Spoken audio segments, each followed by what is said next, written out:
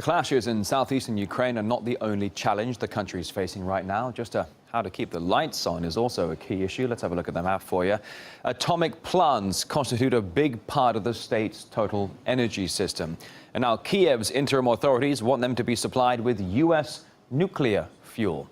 But as RT's Irina Galushko explains, experts fear it could potentially lead to catastrophe. When a lucrative opportunity rises, it seems distance is no object for American companies. U.S. nuclear behemoth Westinghouse has been granted an extension on its deal in Ukraine. The company supplies nuclear rod assemblies for plants, but could have its sights set on a much hotter prize. This move by Westinghouse is really to secure not just a fuel contract, which will go on incidentally for many years. It's not only to secure a fuel contract, but it's to put its foot in the door to build a fuel fabrication plant in East Ukraine. And that's the most important thing. That's what they're after. For decades, Ukraine relied on Russia in all matters atomic, but the West didn't like being frozen out of the relationship.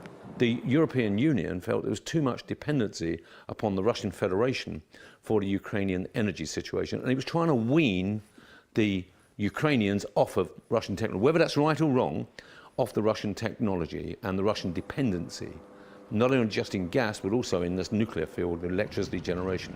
And that may be why so much effort has gone in from the European Commission, from the Americans. It's a form, if you like, of advanced embargoes. But engineers believe nuclear plants are constructions too delicate for drastic transitions. A nuclear reactor demands a coherent structure of operations. The active reactor core is the most dangerous when it comes to the impact it may have on people and the environment. All reactors differ in smallest details, and toying around with them leads to no good. Especially when the new partner isn't entirely compatible and its technology found wanting. Westinghouse already put its fuel rod assemblies on Yuzhno-Ukrainsk nuclear power plant. There have been major issues after they were in use for some time, and the result, Ukraine's nuclear safety watchdog banned Westinghouse rods on the country's nuclear plants. That was just 2 years ago, and the incident brought Ukraine's atomic regulator and Westinghouse to loggerheads over who was to blame. But today, there seems to be short memories in Kiev. As far as I know, Westinghouse signs contracts in which the company bears no responsibility, so the burden will lie with Ukraine. Nuclear power is, of course, a force to be reckoned with, Chernobyl and Fukushima being the obvious examples.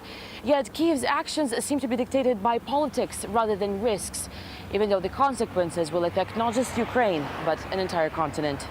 In Donetsk, Irina Galushko, RT.